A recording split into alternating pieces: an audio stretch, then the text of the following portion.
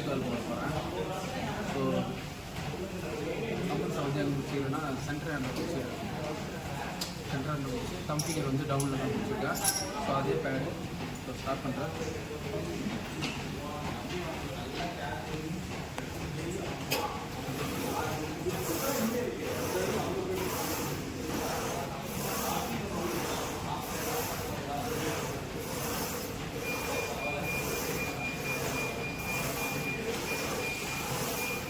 ஆல்ரெடியும் அதே மாதிரி second handle பிடிக்கிறேன். அப்படியே வந்துருக்குன்னா சென்டரில் தான் பிடிக்கிறேன். ஸோ ஃபுல்லு தம் ஃபிங்கர் வந்து டவுனில் தான் பிடிக்கிறேன். அந்த பேடில் வந்து ஃபுல்லாக கை வச்சுருங்க.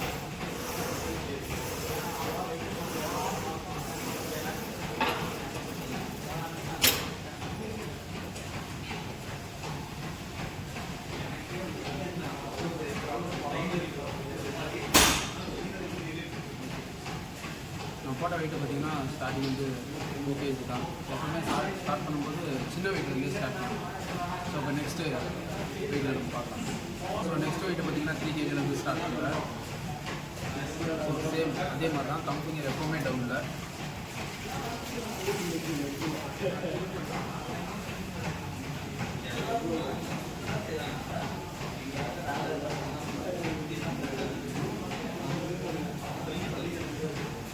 அப்படியே ஆப்போசிட் கை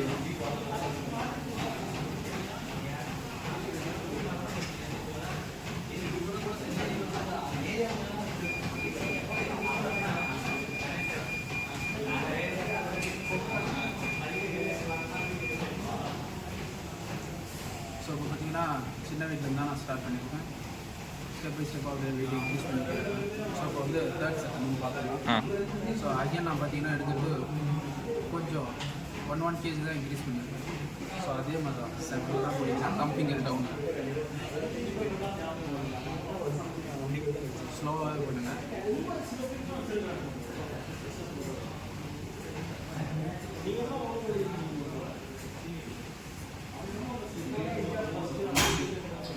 இந்த இடத்துல மசில் ஆக்டிவேஷன் ஹெவியாகவே தெரியும். தேர்ட் செட் போடும்போது செகண்ட் செட்லேயே உங்களுக்கு அந்த இடம்லாம் சூடாகிடும். ஸோ அகைன் ஆல்டர்னேட்டிவ்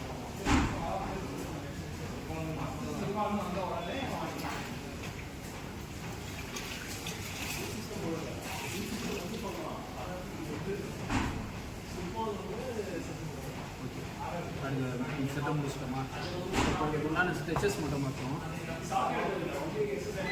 கம்ப்ளீட்டாக பிடிச்சிட்டு ஃபுல் ஸ்ட்ரைட்டில் வச்சுட்டு லைட்டாக அகைன் ஆப்போசிட் மேலே வச்சுட்டு தம் ஃபிங்கரை ஃபோல்ட் பண்ணி மேலே ஃபிங்கர்ஸ் வரைக்கும் பிடிச்சிட்டு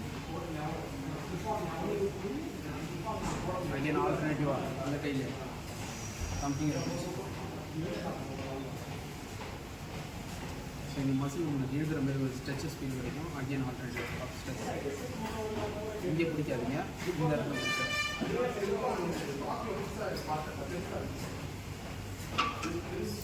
அதேமாதிரி ஆல்டர்னேட்டிவாக பின்னாடி பிடிச்சி அகைன் ஆல்டர்னேட்டிவ். ஸோ இதுதான் 4 ஆர்ம்ஸ்க்கு உண்டான ஸ்ட்ரெச்சஸ். ஸோ என் வீடியோ பிடிச்சிருந்துச்சுன்னா லைக் பண்ணுங்கள், ஷேர் பண்ணுங்கள், சப்ஸ்கிரைப் பண்ணுங்கள். நம்ம இன்னொரு வீடியோவில் நம்ம சந்திக்கலாம்.